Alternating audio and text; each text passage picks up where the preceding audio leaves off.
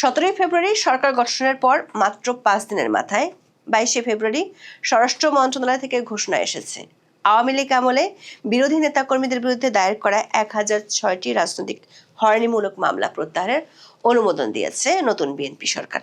বলা হয়েছে এই সিদ্ধান্তটি অনেক দিনের নিপীড়িত রাজনৈতিক কর্মীদের জন্য স্বস্তির বার্তা নিয়ে এসেছে। প্রশ্ন হলো, আইনের শাসন প্রতিষ্ঠার ঘোষণা দেয়া নতুন প্রধানমন্ত্রী তারেক রহমান কি শুধু এক আমলের মামলাগুলো প্রত্যাহার করবেন? যৌক্তিক কোনো অভিযোগ ছাড়া 1.5 বছর ধরে যেসব সাংবাদিক, লেখক ও রাজনীতিবিদ কারাগারে আটক আছেন তাদের জন্য সরকার কি সিদ্ধান্ত নেবে? প্রশ্ন উঠেছে, রাজনৈতিক প্রতিহিংসা বা পরিস্থিতির চাপে অন্তর্বর্তীকালীন সরকারের সময় বিরোধী রাজনৈতিক নেতাকর্মী, সাংবাদিক, লেখকদের বিরুদ্ধে যে হাজার হাজার মামলা এবং অপারেশন টেবিল হান্টের মতো সাঁড়াশি অভিযান চালানো হয়েছিল সেগুলোর ভবিষ্যৎ কি?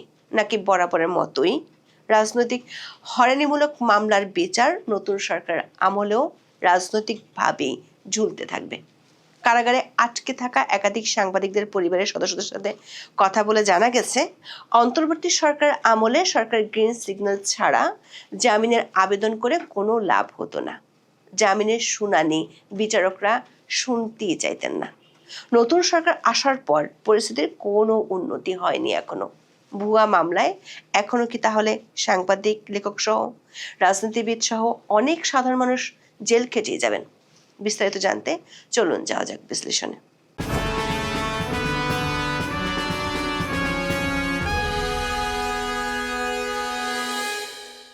বিগত আওয়ামী লীগ সরকারের 17 বছরে যেসব রাজনৈতিক মামলা হয়েছে তা প্রত্যাহার শুরু করেছে তারেক রহমানের নেতৃত্বাধীন বিএনপি সরকার।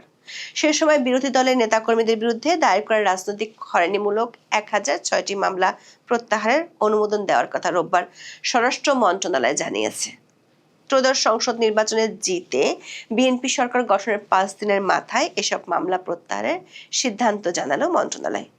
স্বরাষ্ট্রমন্ত্রীকে উদ্ধৃত করে স্বরাষ্ট্র মন্ত্রণালয়ের এক বার্তায় বলা হয়েছে, 17 বছর যাবৎ বিরোধী দলের নেতাকর্মীদের বিরুদ্ধে দায়েরকৃত রাজনৈতিক হয়রানিমূলক 1006টি মামলা প্রত্যাহারের অনুমোদন দেওয়া হয়েছে।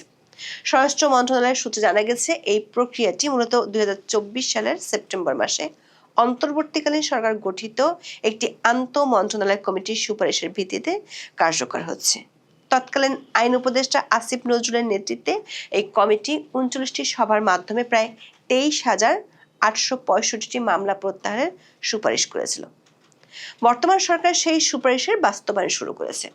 2024 সালের 22 সেপ্টেম্বর একটি বিশেষ প্রজ্ঞাপনের মাধ্যমে মামলা প্রত্যাহারের লক্ষ্যে 2টি কমিটি গঠন করা হয়। একটি জেলা পর্যায়ের কমিটি এবং অন্যটি আন্তঃমন্ত্রণালয় কমিটি। এই কমিটিগুলোর কাজ ছিল 2009 সাল থেকে 2024 সালের 5 আগস্ট পর্যন্ত দায়ের হওয়া রাজনৈতিক উদ্দেশ্য পর্যন্ত মামলাগুলো যাচাই বাছাই করা। দর্শক, আওয়ামী লীগ আমলে রাজনৈতিক হয়রানিমূলক মামলাগুলো বাতিলের উদ্যোগ নিলেও একই সময় অধ্যাপক ইউনূসের সরকারের আমলে চলেছিল গণহারে মামলা ও গণগ্রেপ্তারের বহু ঘটনা। বিশ্লেষকদের মতে বাস্তবে অনেক ক্ষেত্রে রাজনৈতিক প্রতিহিংসার পুরনো ধারার চেয়ে বেশি ভয়ঙ্কর পরিবেশ ফিরিয়ে এনেছিল অন্তর্বর্তী সরকার। আওয়ামী লীগের নেতাকর্মীদের বিরুদ্ধে হরে দরে হত্যা মামলা এবং সন্ত্রাস বিরোধী আইনের ব্যাপক প্রয়োগ আন্তর্জাতিক মানবাধিকার সংস্থাগুলোর উদ্বেগের কারণ হয়ে দাঁড়িয়েছিল। হিউম্যান রাইটস ওয়াচ বা HRW এবং অন্যান্য আন্তর্জাতিক মানবাধিকার সংস্থার 2026 সালের প্রতিবেদনে দেখা যাচ্ছে, অধ্যাপক ইউনূসের আমলে যেসব মামলা হয়েছে সেগুলোর একটি উল্লেখযোগ্য বৈশিষ্ট্য ছিল অজ্ঞাতনামা আসামি। মামলার এজাহারে কয়েকশো থেকে হাজার হাজার অজ্ঞাতনামা ব্যক্তির নাম অন্তর্ভুক্ত করা হতো, যা পরবর্তীতে ঢালাও গ্রেপ্তার এবং হয়রানির সুযোগ করে দেয়। উদাহরণস্বরূপ, গোপালগঞ্জে এনসিপি সমাবেশের পর সহিংসতায় 5 জন নিহত হওয়ার ঘটনায় পুলিশ 10টি হত্যা মামলা দায়ের করে, যাতে 8,400 জনের বেশি মানুষকে আসামি করা হয়েছিল, যাদের অধিকাংশই ছিলেন অজ্ঞাতনামা। ডক্টর ইউনূসের আমলে সবচেয়ে আলোচিত ও বিতর্কিত আইনি পদক্ষেপ ছিল সন্ত্রাস বিরোধী আইনের প্রয়োগ। বিশেষ করে রাজনৈতিক সভা সমাবেশে বা সামাজিক যোগাযোগ মাধ্যমে মত প্রকাশের দায়ে অনেককে এই আইনের আওতায় আনা হয়। অ্যামনেস্টি ইন্টারন্যাশনাল মহাসচিব অ্যাগনেস কালামার্ডের মতে, অন্তর্বর্তী সরকার সাংবাদিকদের বিরুদ্ধেও এই ড্রাকোনিয়ান আইন ব্যবহার করেছে। উদাহরণস্বরূপ, 2025 সালের অগস্টে সাংবাদিক মঞ্জুর আলম পান্না এবং ডিসেম্বরে আনিস আলমগীরকে এই আইনের অধীনে গ্রেপ্তার করা হয়, যা মূলত মত প্রকাশের স্বাধীনতার উপর সরাসরি আঘাত হিসেবে দেখা হচ্ছে। সাংবাদিক পান্না জামিনে মুক্তি পেলেও আনিস আলমগীর এখনো কারাগারে আছেন।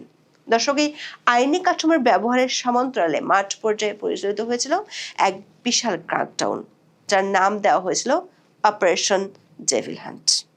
এনসিপি নেতারা রাতের আধারে সাবেক স্বরাষ্ট্র উপদেষ্টা জাহাঙ্গীর আলমের বাসায় যাওয়ার পর 2025 সালের 8 ফেব্রুয়ারি সরকার এই অভিযানের ঘোষণা দিয়েছিল। পুলিশ সদর দপ্তরের তথ্য অনুযায়ী অভিযানের প্রথম 22 দিনেই সারা দেশে 12,500 জনকে গ্রেপ্তার করা হয়েছিল। এই অভিযানের দ্বিতীয় পর্যায় শুরু হয় 2025 সালের ডিসেম্বরে এবং 2026 সালের 25 জানুয়ারি পর্যন্ত এই অভিযানে মোট গ্রেপ্তারের সংখ্যা দাঁড়ায় 22,464 জনে। পুলিশের তথ্য অনুযায়ী গ্রেপ্তারকৃতদের সিংহভাগই আওয়ামী লীগ, যুবলীগ এবং নিষিদ্ধ ঘোষিত ছাত্রলীগের নেতাকর্মী। এই অভিযানের সময় ব্যাপক নির্যাতনের অভিযোগ উঠেছে। অনেক নেতা কর্মীকে গ্রেপ্তারের পর রিমান্ডে নিয়ে শারীরিক নির্যাতনের চিত্র সংবাদ মাধ্যমে উঠে এসেছে। যদিও সরকারিভাবে গণগ্রেপ্তার বা নির্যাতনের বিষয়টি অস্বীকার করা হয়েছিল, কিন্তু বিভিন্ন মানবাধিকার প্রতিবেদন ও স্থানীয় সংবাদে নির্যাতনের করুণ চিত্র উঠে আসে। হিউম্যান রাইটস ওয়াচের মতে, রাজনৈতিক প্রতিপক্ষ বিবেচনায় হাজার হাজার মানুষকে বিচারহীন অবস্থায় আটকে রাখা হয় এবং তাদের জামিন নিয়মিতভাবে নাকচ করা হয়। এই তালিকায় কেবল রাজনৈতিক কর্মী ছিলেন না, বরং অভিনেতা, আইনজীবী এবং গায়কও ছিলেন। এমনকি 70 বছর বয়সী বৃদ্ধ সংবাদপত্র বিক্রেতা রায় রঞ্জন পালকেও চুনারঘাট থেকে গ্রেপ্তার করা হয়, যিনি দীর্ঘ 55 বছর ধরে পত্রিকা বিক্রি করে আসছিলেন। অধ্যাপক ইউনূসের 18 মাসের শাসনামলে বিচার বহির্ভূত হত্যাকাণ্ড এবং হেফাজতে মৃত্যুর চিত্রটিও ছিল অত্যন্ত উদ্বেগজনক। মানবাধিকার সংস্থা অধিকার এবং হিউম্যান রাইটস সাপোর্ট সোসাইটির প্রতিবেদন উঠে এসেছিল ডক্টর ইউনূসের আমলের মানবাধিকার পরিস্থিতির ভয়াবহ চিত্র। 2024 সালের আগস্ট থেকে 2025 সালের সেপ্টেম্বর পর্যন্ত অন্তত 40 জন বিচার বহির্ভূত হত্যাকাণ্ডের শিকার হয়েছেন। এর মধ্যে 14 জনকে হেফাজতে থাকাকালীন নির্যাতনের মাধ্যমে হত্যা করা হয়েছে বলে অভিযোগে উল্লেখ করা হয়েছে। সবচেয়ে বেদনাদায়ক ছিল মব জাস্টিস বা গণপিটুনির ঘটনা। গত 17 মাসে 259 জন মানুষ মব ভায়োলেন্সের শিকার হয়ে মারা গেছেন।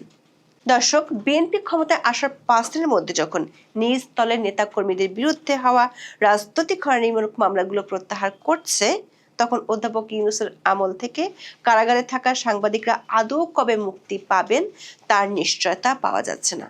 অধ্যাপক ইউনূসের শাসনামলে সবচেয়ে বেশি ক্ষতিগ্রস্ত হয়েছে সংবাদপত্রের স্বাধীনতা।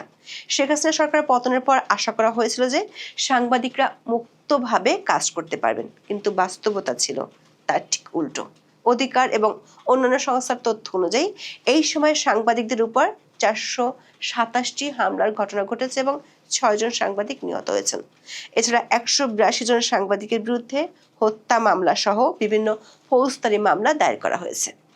2026 সালের ফেব্রুয়ারি পর্যন্ত প্রাপ্ত তথ্য অনুযায়ী বাংলাদেশের শীর্ষস্থানীয় বেশ কয়েকজন সাংবাদিক ও গণমাধ্যম ব্যক্তিত্ব এখনো কারাগারে বন্দী রয়েছেন।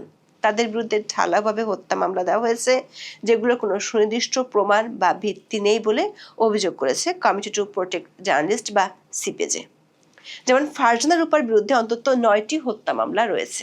শাকিল আহমেদের বিরুদ্ধে আছে 8টি হত্যা মামলা। অথচ এসব হত্যাকাণ্ডের সময় ঘটনাস্থল থেকে তারা ছিলেন বহু দূরে। অন্তর্বর্তী সরকারের সাবেক তথ্য উপদেষ্টা মাহফুজ আলম এক সাক্ষাৎকারে বলেছিলেন, হত্যা মামলা না দিলে সাংবাদিকদের কারাগারে আটকে রাখা যেত না। প্রখ্যাত লেখক ও সাংবাদিক শাহরিয়ার কবিরকে 2024 সালের সেপ্টেম্বরে গ্রেপ্তার করা হয়। তিনি অত্যন্ত অসুস্থ এবং কারাগারে 2 বার হার্ট অ্যাটাক করেছেন বলে পরিবারের পক্ষ থেকে অভিযোগ করা হয়েছে।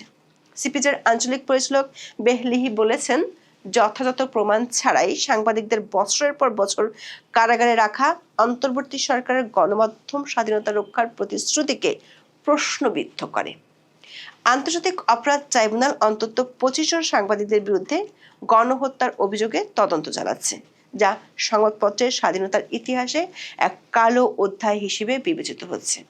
কারাগারে এই সাংবাদিকদের উপর অমানবিক আচরণের চিত্র আন্তর্জাতিক মহলে ক্ষোভের জন্ম দিয়েছে। কমিটি টু প্রোটেক্ট জার্নালিস্ট বা সিপিজির তথ্য মতে তাদের মাত্র 36 বর্গফুটের ছোট সেলে রাখা হয়েছে, যেখানে গ্রিল দেওয়া দরজা দিয়ে মশা ও ঠান্ডা বাতাস প্রবেশ করে। মেঝের উপর তোষক ছাড়াই তাদের ঘুমাতে হয় এবং কারাগারে খাবার প্রায়শই খাওয়ার অনুপযোগী থাকে। উপযুক্ত চিকিৎসার অভাবে অনেকের অবস্থা এখন আশঙ্কাজনক। সিপিজে এবং অ্যামনেস্টি স্পষ্ট জানিয়েছে, সাংবাদিকদের বিরুদ্ধে করা অভিযোগগুলো ভিত্তিহীন এবং প্রতিহিংসামূলক। ডক্টর ইউনূস নিজেও স্বীকার করেছিলেন যে হত্যা মামলাগুলো তাড়াহুড়ো করে করা হয়েছে। আদালতের সূত্রগুলো বলছে, স্বরাষ্ট্র ও আইন মন্ত্রণালয়ের নির্দেশ ছাড়া অন্তর্বর্তী সরকার আমলে কোনো মামলা জামিনের জন্য উঠত না। এখনো সেই অবস্থায় চালু আছে। কারাগারে থাকা সাংবাদিকদের পরিবারের সদস্যদের সাথে কথা বলে জানা গেছে, সরকারের পক্ষ থেকে গ্রিন সিগন্যাল না পেলে জামিনের আবেদন করে কোনো লাভ হবে না, সেটি তারা বুঝে গেছেন। বিশ্লেষকদের মতে, এমন পরিস্থিতিতে বিএনপি সরকার যদি শুধুমাত্র নিজের দলের মামলা প্রত্যাহার করে এবং অন্য দল ও সাংবাদিকদের বিরুদ্ধে হওয়া হয়রানিমূলক মামলাগুলো বহাল রাখে, তবে তা বিচারিক ব্যবস্থায় দ্বিমুখী নীতি হিসেবে গণ্য হবে। শুধুমাত্র রাজনৈতিক বিরোধীদের নয়, বরং অন্তর্বর্তীকালীন সময় যারা অন্যায়ভাবে প্রতিহিংসার শিকার হয়েছেন তাদেরও ন্যায় বিচার নিশ্চিত করা জরুরি।